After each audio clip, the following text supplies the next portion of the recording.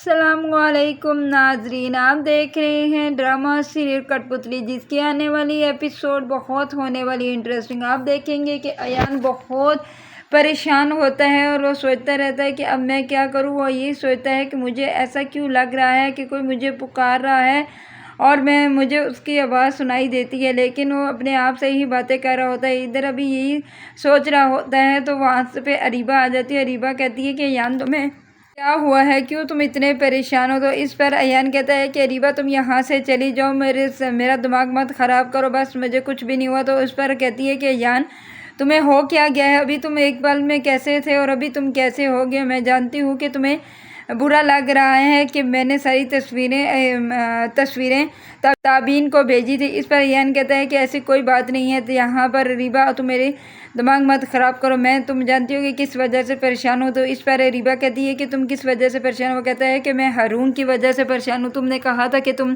نے ہارون کو پیسے اور زیورات دیے، لیکن وہ ماننے سے انکار کر رہا ہے۔ وہ کہتا ہے کہ میرے پاس کچھ بھی نہیں ہے، اور کیا پروف ہے تمہارے پاس کہ تم نے سارے پیسے ہارون کو دیے؟ اس پر اریبہ کہتی ہے کہ میں سچ کہہ رہی ہوں ایان، میں نے سب کچھ ہارون کو دیا۔ اس نے مجھے شادی کرنے کی لالچ دی تھی اور میں نے کہا کہ شاید یہ مجھ سے شادی کرے، محبت کرتا تو شاید شادی کر لے، اس لیے میں نے سب کچھ اس کے حوالے کر دیا، میں نے کسی کو کچھ بتایا بھی نہیں۔ تو اس پر آگے سے ایان کہتا ہے کہ وہ صاف انکار کر رہا ہے، وہ کہہ رہا ہے کہ میرے پاس کچھ بھی نہیں ہے۔ اس پر آپ دیکھیں گے کہ اریبہ رونا شروع ہو جاتی ہے۔ اریبہ کہتی ہے کہ وہ ایک دھوکے باز انسان ہے، اس نے میرا سب کچھ لوٹ گیا، اسے مجھے شادی کا چکمہ دے کر مجھ سے میرے پیسے اور زیورات لے کر چلا گیا، اور اب کہہ رہا ہے کہ میرے پاس کیا پروف ہے؟ تو اس پر ایان کہتا ہے تو وہ ٹھیک کہہ رہا ہے نا کہ تمہارے پاس کوئی ثبوت بھی تو نہیں ہے، کس کے بلبوتے پر تم کہتی ہو کہ تمہارے اس نے پیسے لیے ہیں؟ اس پر وہ ایان کو کہتی ہے کہ ایان تمہیں میرے پر اعتبار نہیں ہے، میں سچ کہہ رہی ہوں، میرے پاس جتنا بھی پیسہ تھا میں نے اسے دے دیا، لیکن میں نے کسی کو بھی نہیں بتایا۔ ادھر آپ دیکھیں گے کہ شہریار بہت خوش ہوتا ہے جب سے تابین نے اس کے شادی کی رضامندی ظاہر کی ہے۔ اس لیے تابین کو وہ کہہ چکا ہے کہ تابین میں تم سے بہت محبت کرتا ہوں اور تمہارے سوا کسی